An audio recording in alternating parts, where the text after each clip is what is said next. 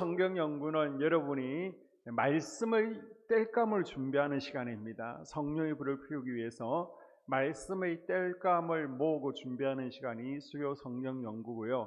또 금요 성령 집회는 이 준비되어진 땔감에 기도의 바람을 일으키는 시간입니다. 그래서 여러분이 다윗처럼 기도와 말씀의 균형을 이루어서 내가 왜 자빠지고 엎어지는지 알지 못하고 또 실패하는 그러한 삶이 아니라 항상 균형 잡힌 그러한 삶을 살아갈 수 있기를 주님의 이름으로 축복합니다.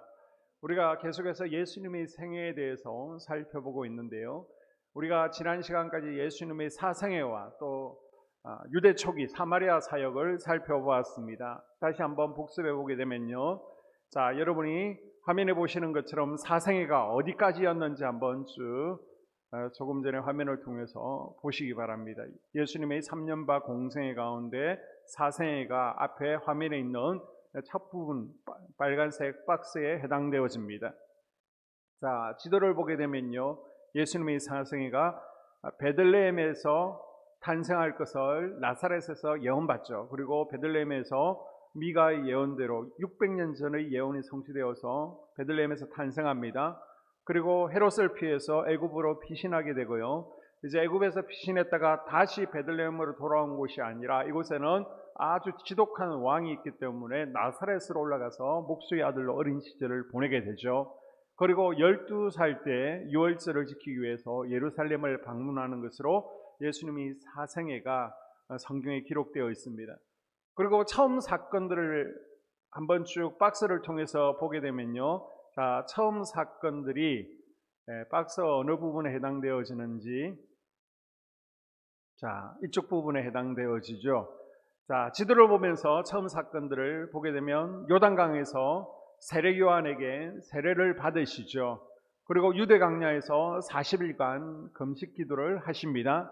그리고 세례 요한의 집회 장소 지역에서 5 제자를 만나시죠. 그리고 5 제자와 함께 가나 혼인잔치에 참여하게 됩니다. 그리고 가버나움으로 내려가셔서 며칠 쉬시면서 이제 가버나움에서의 본격적인 사역을 이곳에서 준비하시게 됩니다.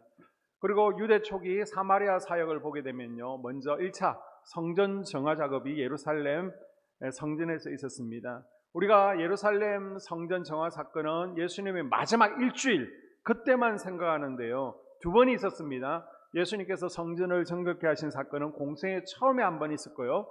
또 마지막 고난주간 한 주를 남겨두고 2번 있었습니다. 그리고 예루살렘에서 니고데모를 만나게 되죠. 이 니고데모에게 물과 성령으로 거듭나지 아니하면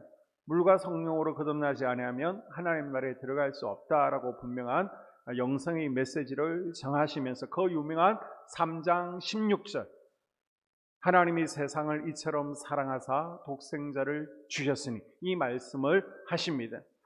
그리고 예수님께서는 유대인들이 외면하는 사마리아 성으로 들어가시고요.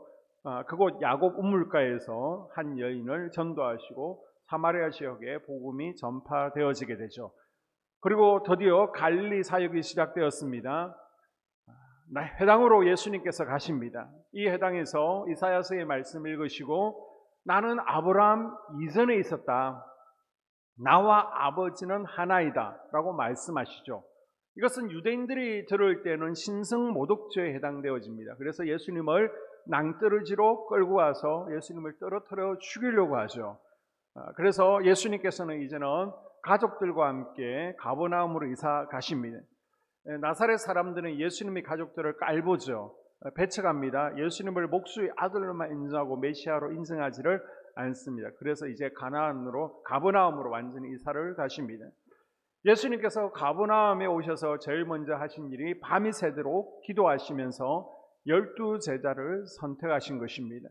그 12제자의 이름이 무엇입니까? 베드로, 안드레, 야고보, 요한, 빌리, 바돌로메 또는 나다나이라고 하죠. 그 다음 도마, 마테, 야고보, 다데오, 시몬, 가룟유다 이렇게 12명을 선택하시는데 자 이렇게 해서 12제자를 선택하는 것까지가 예수님의 공생의 1년차의 사역들입니다. 예수님의 공생의 1년차 사역을 보니까 유대 광야에서 금식 기도하면서 시작하시죠. 그리고 12제자를 선택하시기 위해서 또 기도하시면서 제자를 선택하신 거로 1년 사역을 마무리하고 있습니다. 자, 여기까지 우리가 지난 생활에 배운 부분들 5분 정도 영상으로 복습하도록 하겠습니다.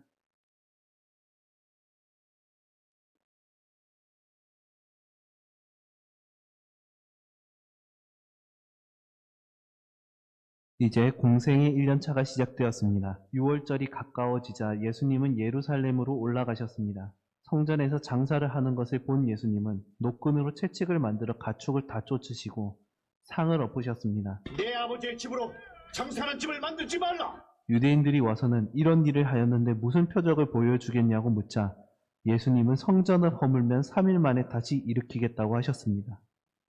이것은 성전 대신 예수님이 죽고 3일 만에 부활하는 것을 보이겠단 말이었습니다.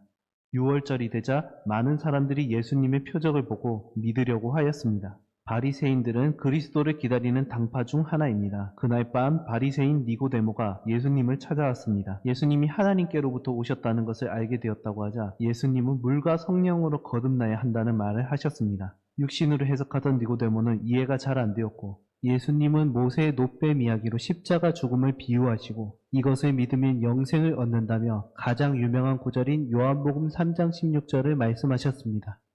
이후 유대 지방에서 예수님은 제자들과 함께 머무르시며 사람들에게 세례를 주셨습니다. 세례 요한은 에논이란 지역에서 세례를 주고 있었는데 제자들이 와서는 세례 요한이 증거하던 그 예수님이 지금 세례를 주고 있고 모든 사람들이 예수님에게 가고 있다는 말을 하였습니다. 나의 말한 바 나는 그리스도가 아니요 그의 앞에 보내심을 받은 자라고 한 것을 증거할 자는 너희니라. 그는 흥하여야 하겠고 나는 쇠하여야 하리라. 그런데 이번에는 유대인들이 잘 가지 않는 사마리아를 통해 가시기로 하셨습니다. 예수님은 우물에서 한 여인을 만났습니다. 사마리아 여인은 예수님이 자신에게 주는 물을 마시면 목마르지 않을 것이라는 이야기를 하시자 알아듣지 못하였습니다. 가서 네 남편을 불러오라. 그러자 예수님은 그 여인의 이전 남편 문제를 알아맞추셨습니다. 여인은 예수님이 선지자라고 생각하고 예루살렘에서 드리는 예배에 대해서 묻습니다.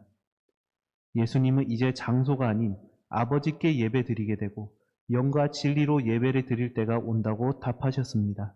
그때서야 여인은 예수님이 오시기로 약속된 그리스도이심을 깨닫고 네가 말하는 내가 바로 그로라.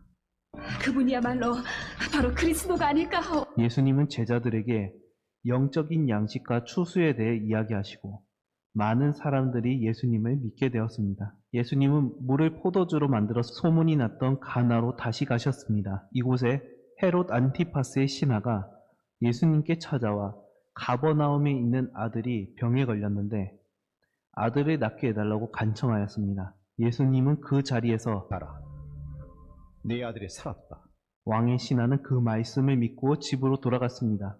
가는 도중 가버나움의 하인을 만났는데 예수님이 그 말씀을 하시던 그 시간에 아들이 낳았다는 것을 알게 되고 집의 모든 사람이 예수님을 믿게 되었습니다. 어떤 학자들의 말로는 이때 나사렛 배척으로 인해 예수님의 가정이 가버나움으로 이사를 갔다는 이야기가 있습니다. 안식일이 되자 예수님은 가버나움에 해당해서 가르치심을 주시고 사람들은 그 말씀이 서기관과도 다르면서 권위가 있어서 놀랐습니다. 예수님은 게네사렛에서 갈릴리 호숫가에 있는 베드로의 배에 오르셔 사람들에게 말씀을 가르치셨습니다. 말씀을 마치고 예수님은 그날 밤새 물고기를 잡지 못했던 베드로에게 깊은 데로 가서 그물을 내려 고기를 잡으라고 하셨습니다. 베드로는 말씀대로 내리겠다고 하고 그대로 하였습니다. 그물이 찢어질 정도로 고기가 잡히니 2배를 가득 채웠습니다. 베드로는 예수님 앞에 무릎을 꿇고 자신은 죄인이라고 고백하였습니다. 동료로 있던 세베대의 아들 야고보와 요한도 놀랐습니다. 예수님은 베드로와 동생 안드레를 보며 나를 따라오너라 내가 너희를 사람 낚는 어부가 되게 하리라 하셨고 더 가셔서 세베대의 아들 야고보와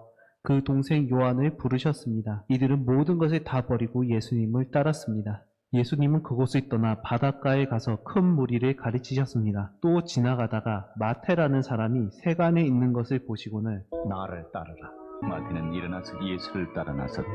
마태는 예수님을 위하여 큰 잔치를 하였습니다. 그때 바리새인과 서기관들이 와서 세리와 죄인들과 식사를 한다는 이유로 제자들을 비방하였습니다. 이때 예수님은 건강한 자에게는 의사가 필요 없고 병든 자에게 필요 있으며 자신은 의인을 부르러 온 것이 아니라 죄인을 부르러 오셨다고 하셨습니다. 가버나움 회당에서 서기관과 바리새인들이 예수님을 고발하기 위해 안식일날 병 고치는 것이 옳으냐고 물었습니다. 예수님은 구덩이에 빠진 양 이야기를 하시며 안식일날 선을 행하는 것이 옳다고 하시며 손이 마른 병에 걸린 병자를 고치셨습니다. 바리새인들은 분노하며 예수님을 어떻게 죽일지 의논하였습니다. 예수님은 밤새 산에서 기도하시고 제자들의 산에 불러 12명을 선택하여 사도라고 칭하셨습니다. 이것은 자신과 함께 있게 하시고 전도도 하며 귀신을 내쫓는 권능도 주시기 위해서였습니다.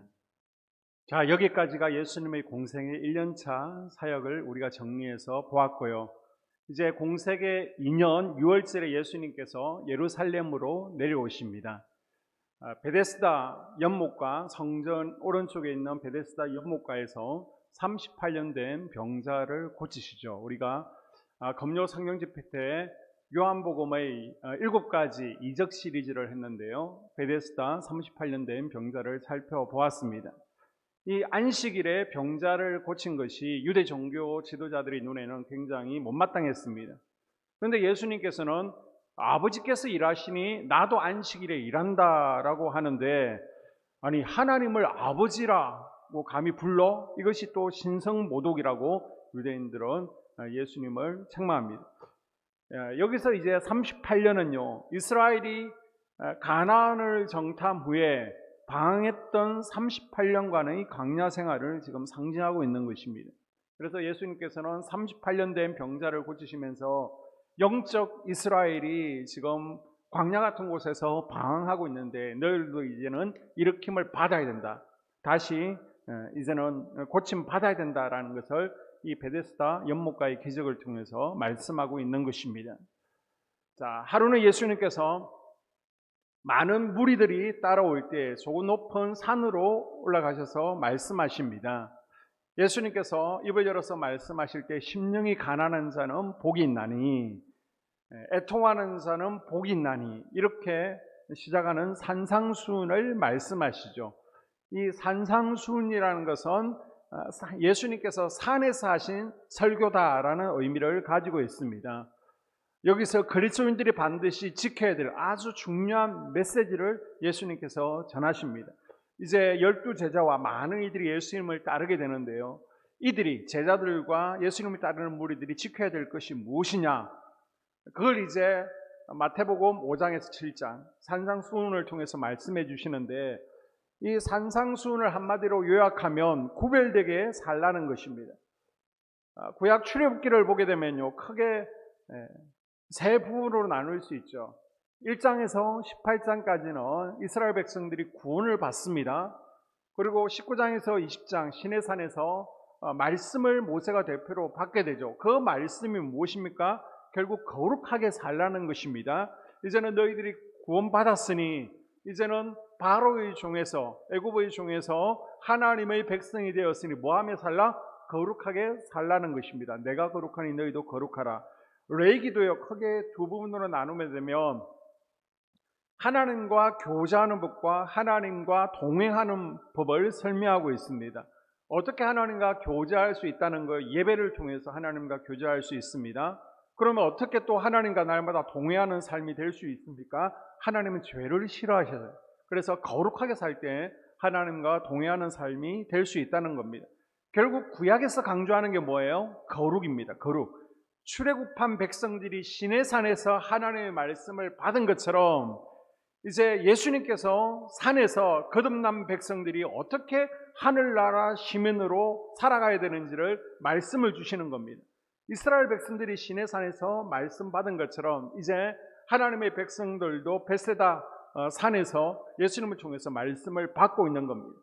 자, 예수는 먼저 팔복 8가지 성품을 말씀하시죠. 그 다음에 소금과 빛의 역할을 감당해야 된다라고 말씀하십니다.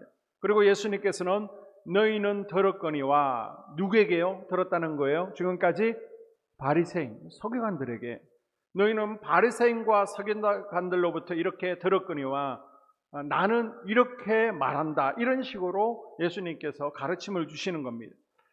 왜냐하면 바리새인과 서기관들이 구약 말씀을요, 하나님의 뜻대로 정확하게 가르친 것이 아닙니다. 왜곡해서 가르쳤습니다. 그것을 예수님께서 정확하게 또한 재해석해 주시는 것입니다. 뜻을 바로잡아 주시는 거죠. 그래서 너희는 간음에 대해서 이렇게 들었지만 나는 너에게 이렇게 말한다. 이제는 간음뿐만 아니라 마음 가운데 음욕을 품는 것도 간음이다.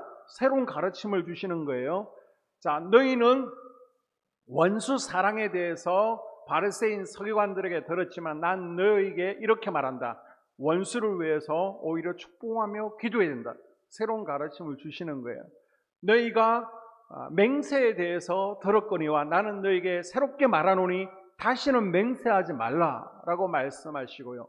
너희는 유언에 대해서 지금까지 들었지만 나는 너희에게 새로운 가르침을 주노니 이제는 음욕 외에는 절대로 이혼해서 안 된다라고 말씀하시는 겁니다.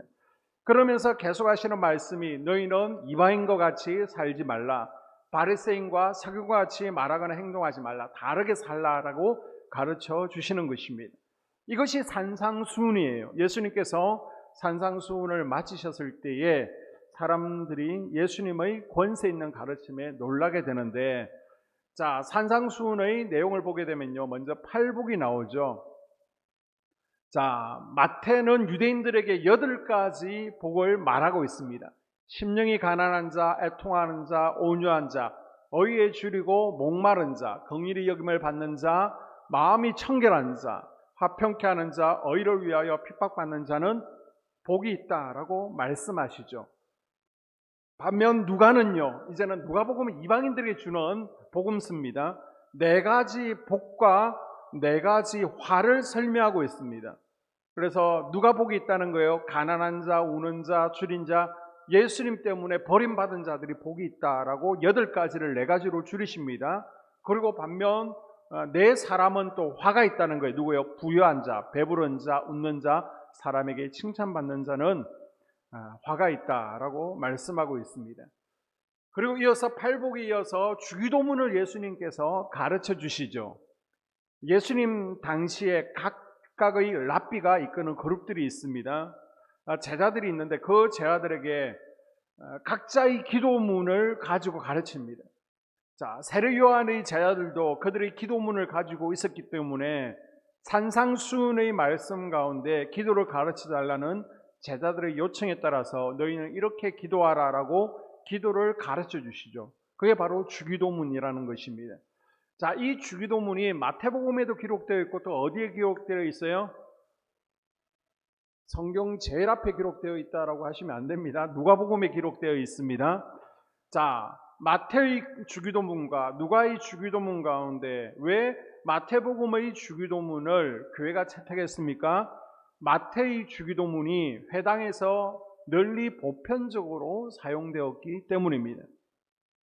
자, 이 주기도문의 구조를 보게 되면요, 크게 2부분으로 나눌 수 있습니다. 하나님께 드리는 기도, 그리고 사람의 필요를 간구하는 부분으로 나누어지게 됩니다. 그래서 하나님에 관한 기도가 3가지가 있고요, 우리 자신에 관한 기도가 3가지가 있습니다. 그래서 우리 이제 유초등부에서 처음 기도를 배울 때 손가락 기도를 배우잖아요. 주기도문의 내용과 같습니다. 우리 기도도 보게 되면 먼저 하나님 아버지를 부르게 되죠. 그 다음 감사를 하게 됩니다. 그리고 가장 많은 것이 이제는 회개 부분입니다. 우리 죄에 대해서 회개하고요, 그 다음 우리의 필요를 간구하고 필요를 들어주시면 우리가 이렇게 하겠습니다 라고 하나님 앞에 서약하고 약속을 하죠. 그리고 나서 예수님 이름으로 기도하는 이 5가지 손가락 기도법이 바로 이 주기도문에 포함되어 있습니다. 그리고 예수님께서는 또 황금률이라는 것을 말씀하시는데요, 왜 골든 룰을 말씀하시냐? 황금과 같이 중요한 말씀이라는 거예요. 하나님 나라의 새 가치관을 지금 말씀해 주시는 것입니다.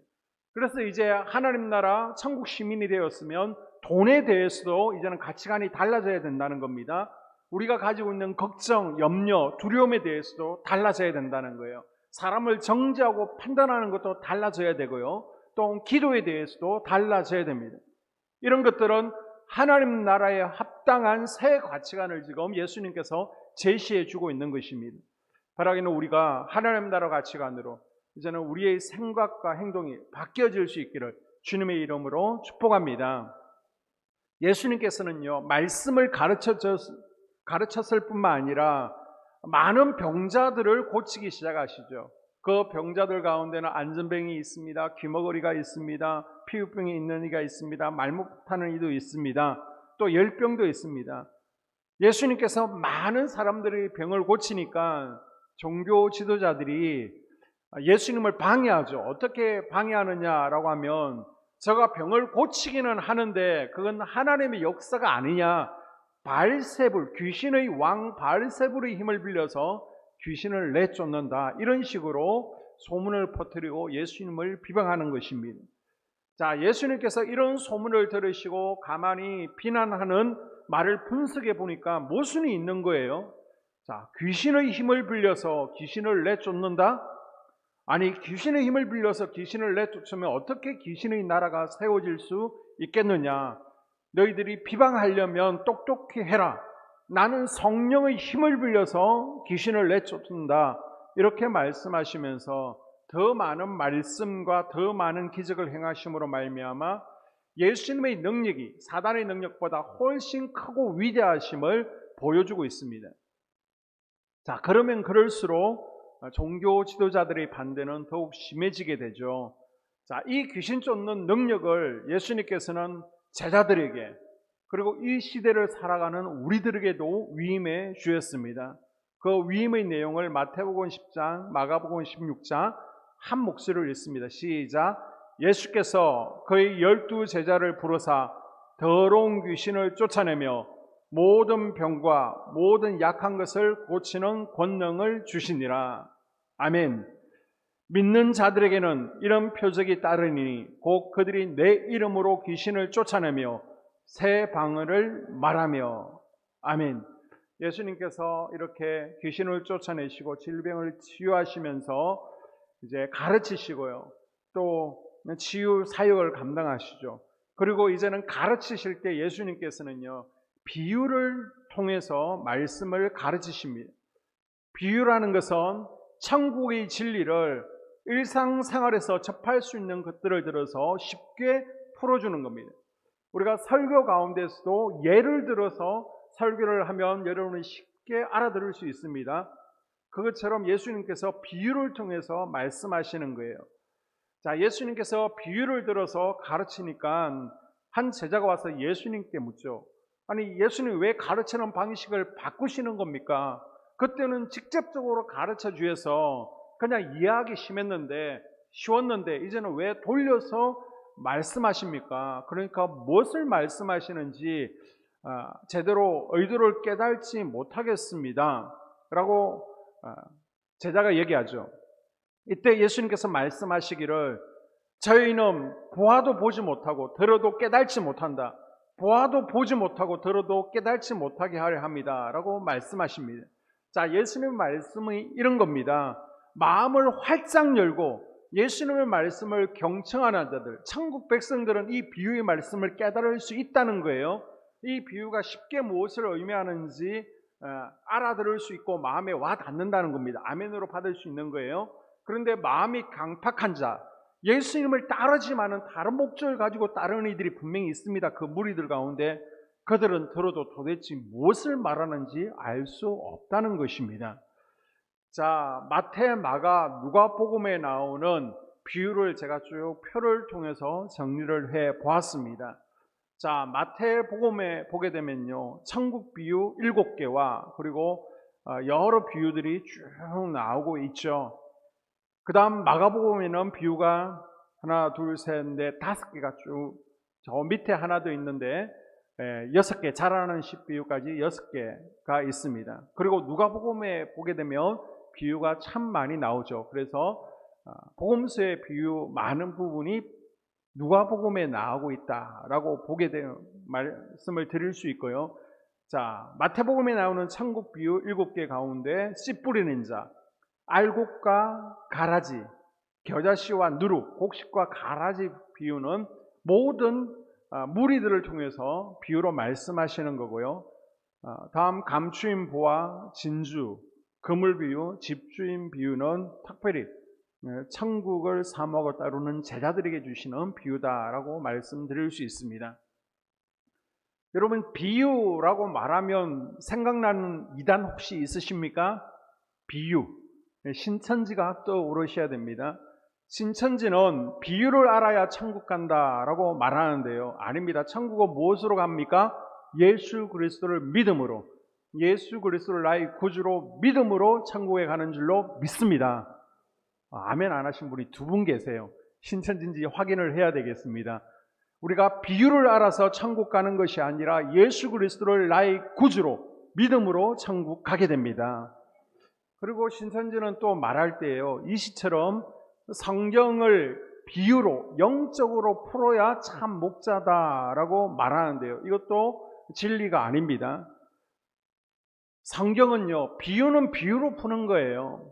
예언은 예언으로 푸는 겁니다. 그리고 역사 사건은 실제 사건과 교훈으로, 때로는 문자적으로 푸는 등 성경의 해석법에는 다양한 것이지 모든 성경을 비유로 푼다는 것은 맞는 말이 아닙니다. 그런데 왜 신천지는 무조건 비유로 풀어야 된다라고 말하느냐? 성경을 문자적으로 해석하게 되면요, 이만희 씨를 교주, 재림주로 예수로 만들기가 불가능한 거예요. 재림주는 하늘로부터 와야 됩니다. 구름 타고 와야 됩니다. 천사의 나팔 소리가 울려야 되는데 이걸 다 비유로 되어 있다라고 말해야 이만희 씨가 예수가 되고 재림주가 되기 때문에 모든 것을 비유로 풀어야 된다라고 하는 것입니다. 그래서 혹시 주변에 우리 비유 들으러 가자, 요한계시록을 비유로 푼다 그런 데 있으면 100% 신천지입니다. 조심하시기 바랍니다. 자, 예수님께서 말씀을 가르치시는데 하루 종일 배 위에서 말씀을 가르치시죠. 저녁이 되어 이제 어둑어둑해집니다. 예수님께서 갑자기 제자들의 배를 타고 저 건너편으로 가자라고 말씀하십니다. 하루 종일 말씀을 가르치셨으니까 예수님께서 얼마나 피곤하세요. 그래서 예수님께서는 배에 잠깐 기대서 주무셨습니다. 그런데 갑자기 풍랑이 거세게 이는 거예요. 갈릴리 호수는 호수지만은 바다처럼 풍랑이 인다라고 말씀을 드렸습니다. 이때 제자들이 야단법석하면서 자고 있는 예수님을 깨우죠. 여러분, 제자들이 누굽니까? 직업이 어부입니다. 지금까지 이런 풍랑 아마 수도 없이 맞이해 보았을 것입니다. 그런데도 난리법석을 떨고 있습니다. 그리고 예수님께 우리가 죽게 되었습니다. 예수님 어떻게 해보십시오. 살려주십시오. 이때 예수님께서 일어나셔서 풍랑아 잠잠하라 외치자 폭풍이 잠잠해지죠. 그리고 제자들이 이 믿음 없는 자들아 꾸짖으십니다. 그러자 이제 제자들은 깜짝 놀라면서 아니 예수님은 도대체 어떤 분이시기에 저렇게 풍랑도 잠잠하게 하시는 분이시냐, 예수님은 도대체 누구시냐라고 제자들이 크게 놀라게 됩니다. 자, 예수님께서는 의도적으로 제자를 데리고 지금 갈릴리 호수 한복판으로 가신 거예요. 그리고 풍랑을 통해서 예수님께서 풍랑을 다스리는 분이시다, 예수님 자신이 자연을 통제하는 성자 하나님이시다 라는 것을 제자들에게 보여주고 있는 것입니다. 계속해서 예수님께서는 기적들을 보여주시면서 기적을 보여주는 이유가 뭐라고요? 믿음 없는 자들에게 믿음을 주기 위해서 보여주신다라고 말씀하고 있죠. 자, 드디어 이제 오병이어의 이적을 일으키시는데 공생의 3년차입니다. 3년차. 왜 이렇게 빠르냐? 다 일일이 이적들을 설명하면 여러분이 너무 헷갈린다, 복잡하다 그러기 때문에 정말 중요한 기억해야 되는 것들만 제가 뽑아서 지금 말씀드리고 있습니다. 자, 예수님 공생의 3년차입니다. 예수님께서 이제 제자들 사역이 얼마나 바쁘고 힘들었습니까? 그래서 좀 쉬게 하시려고 벳세다 수양회를 떠나십니다. 그런데 엄청난 무리가 또 따라오는 겁니다. 지금 12 제자와 오붓한 시간을 보내고 싶은데 소문 듣고 많은 수만 명이 따라오니까 제자들이 기분이 나쁜 거예요. 예수님과 우리끼리 그냥 소풍 가고 싶은데 소문나서 많은 이들이 따라왔습니다. 그런데 예수님께서는 이들을 마다하지 않고 맞아주시죠. 그리고 천국 복음을 전파하시고 또 병자들을 치유하시고 귀신을 쫓아내십니다. 그런데 문제가 생겼습니다. 그렇게 하다 보니까 어둑어둑 저녁이 된 거예요. 제자들에게 걱정이 생기죠. 자, 이들을 어떻게 먹일 것인가? 그래서 예수님께 각자 이들 빨리 해산시킵시다. 각자 돌아가서 먹을 거리를 해결할 수 있도록, 저녁을 먹을 수 있도록 그만 해산시킵시다 라고 하니까 예수님께서 너희들이 먹을 것을 주라, 너희들이 해결해 주라 라고 말씀하십니다. 이때 가장 계산이 빨랐던 제자가 누구예요? 빌립이 주파나를 튕겨보는 겁니다. 그랬더니 이 사람들을 다 먹이려면 200데나리온이 필요합니다. 자, 한 데나리온이 하루 품삯이죠. 하루 품삯을 10만 원을 잡게 되면요, 200데나리온이면 2천만 원 정도가 필요하다는 것입니다. 이 돈이 어디에 있느냐라고 따지고 있을 때에 안드레가 소년 한 명을 데려오죠. 이 소년에게는 2천만 원이 아니라 오병이어가 들려 있었습니다. 요즘으로 쉽게 말하면요, 피쉬 샌드위치를 가지고 있는 거예요. 저는 이 본문을 볼 때마다 이런 질문이 생깁니다. 야, 과연 안드레가 이 어린아이를 어떻게 꼬셨을까? 여러분 집에 어린아이들 있잖아요. 손주 있잖아요. 맛있는 거 먹는데 달라고 그러면 줍니까? 안 줍니다. 안 내놓습니다. 맛있는 것 때문에 부자지간도 어이가 상합니다. 그런데 제대로 알지 못하는 안드레가 이 소년의 도시락을 가지고 함께 데리고 나오죠. 이 안드레의 마음 가운데는 이것을 가지고 예수님께 나오시면 예수님께서 무엇인가 하시겠지 생각을 가졌던 것 같아요. 그리고 예수님께서 축사하시기 전에 제자들을 시켜서 백성들을 그룹별로 다 앉히십니다. 그리고 축사를 하시죠. 축사를 하시니까 떡이 산더미 같이 생겼습니까? 그게 아닙니다. 축사하고 나서 이제 오병이어가 있습니다. 제자들에게 이걸 가지고 나눠주라고 합니다. 제자들은 바구니를 가지고 나누는 겁니다. 그런데 나누니까 금방 또 생기는 겁니다. 또 가져왔더니 또 광주리가 차 있습니다. 도시락에 차 있는 거예요. 그렇게 눈으로 직접 오병이어가 점점 나누면 나눌수록 계속 끊이지 않고 차 있는 것을 제자들이 눈으로 확인을 하게 되죠. 예수님은 이 기적을 통해서 믿음 없는 제자들을 깨우쳐 주실 뿐만 아니라 백성들의 피로를 채워주시는 분이 바로 예수님이다. 이것을 보여주시는 것입니다. 예수님께서는 우리를 피로를 채워주시는 창조주 하나님이시라는 것을 보여주고 있습니다. 뿐만 아니라 우리의 피로를 채워주실 뿐만 아니라 우리의 생명의 양식 되신다. 예수님께서 바로 생명의 떡이 되신다라는 것을 보여주고 있습니다. 자, 여기서 중요한 것은요, 물고기 2마리와 보리떡 5개를 내놓은 한 소년의 헌신입니다. 여러분, 기적이라는 것은요, 하나님 한쪽에서 일방적으로 일어나지 않습니다. 하나님의 능력, 하나님의 은혜와 인간의 믿음, 헌신이 합쳐질 때 일어나는 것입니다. 그래서 하나님의 은혜가 내 것이 되기 위해서는 나의 몫이 있어야 된다는 거예요.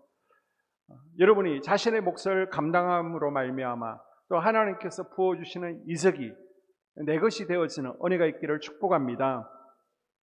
자, 오병이어 사건 후에 예수님께서 무리를 걸어오시죠. 풍랑이 막 일고 있습니다. 예수님께서 풍랑을 잠잠케 하시고 또 베드로가 잠깐 무리를 건넌 사건이 있었습니다.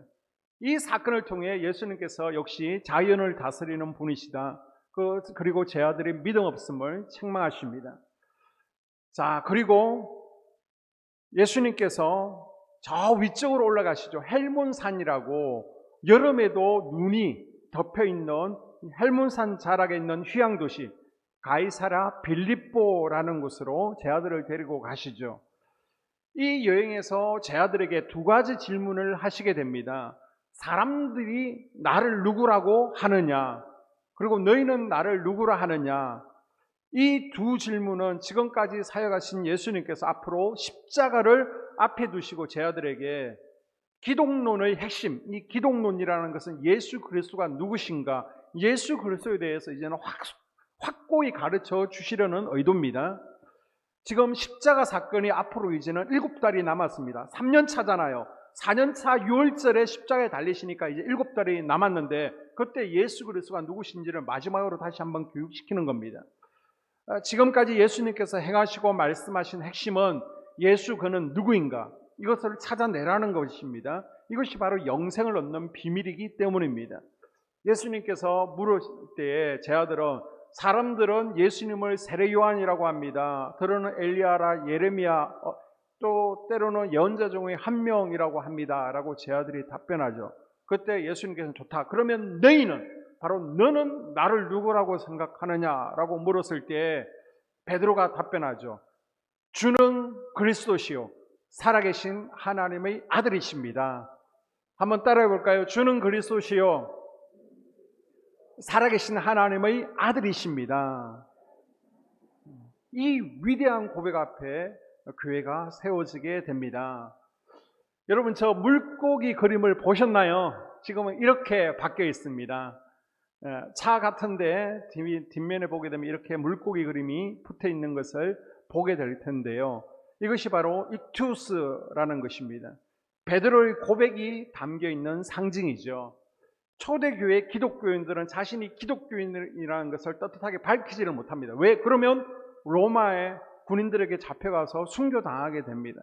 그래서 로마의 박해를 피해서 서로 내가 기독교인이다라는 것을 서로 표시할 때 이제는 흙바닥에다가 또는 벽에다가 이 익투스 그림을 걸어놓는 것입니다. 그러면 저 사람은 기독교인이구나, 이곳이 바로 우리 기독교 집회 장소구나, 몰래 모이는 예배 장소구나, 그 상징으로 이 물고기 그림을 사용하게 되는데요. 왜 이 익투스라고 하느냐, 이게 무엇이냐라고 보면, 그리스 첫 글자를 다 딴 겁니다. 처음에 보게 되면 예수스가 있죠. 예수스, 이게 바로 예수입니다. 그 다음 크리스토토스, 그리스도를 의미하는 겁니다. 그 다음 가운데 있는 게 이제 여러분 수학 우리 학생들 알죠? 테오스, 배웠죠. 이것이 바로 하나님을 의미하고 있습니다. 그 다음 알처럼 생긴 것이 바로 히오스, 선, 아들이라는 의미를 가지고 있습니다. 그 다음 이제 시그마 같은 게 S인데요, 바로 소테르라는 것입니다. 바로 구원자, 세비어를 의미하는 것이죠. 이 첫 글자를 따라서 바로 익투스, 지저스 크라이스트, God Son, 세비어라는 의미를 가지고 있습니다. 우리는 이 베드로의 고백이 나의 고백이 되어야 됩니다. 예수님을 구주, 나의 구원자, 나의 주인으로 고백할 수 있어야 됩니다. 그런데 우리는요, 한 부분만 자꾸 취하려고 그래요. 예수님이 나의 구원자로는 우리가 받아들입니다. 그런데 자꾸만 나의 주인으로는 받아들이려고, 인정하지 않으려고 합니다. 그런데 우리는 분명히 아셔야 돼요. 예수님은 우리의 주인이십니다. 저 세상 바로가 우리 주인 아니에요. 우리의 왕이 되시는 분은 마귀가 아니라, 저 세상이 아니라 예수 그리스도인 줄로 믿습니다. 그리고 예수님께서는 마지막으로 이곳에서 누구든지 자신을 따르려거든 자기 십자가를 지고 나를 따르라 라고 이 가이사라 빌립보에서 제 아들에게 당부하십니다. 우리는 오늘도 이사갈과 스불론의 사명의 십자가를 지고 있습니다. 때로는 부모의 십자가를 지고 있을 때 너무 버겁고 또 감당하기 힘들고 무거울 수 있습니다. 그러나 여러분, 무겁다고 불평하지 마시고 감당할 수 있는 능력과 권능을 부여달라고 기도하면서 또 기쁨으로 주님께서 나에게 하나님 나라 확장을 위해서 교회에서 또 가정에서 직장에서 맡겨주신 이 십자가를 잘 지고 나아가는 우리들이 될 수 있기를 주의 이름으로 축복합니다. 기도하겠습니다. 하나님,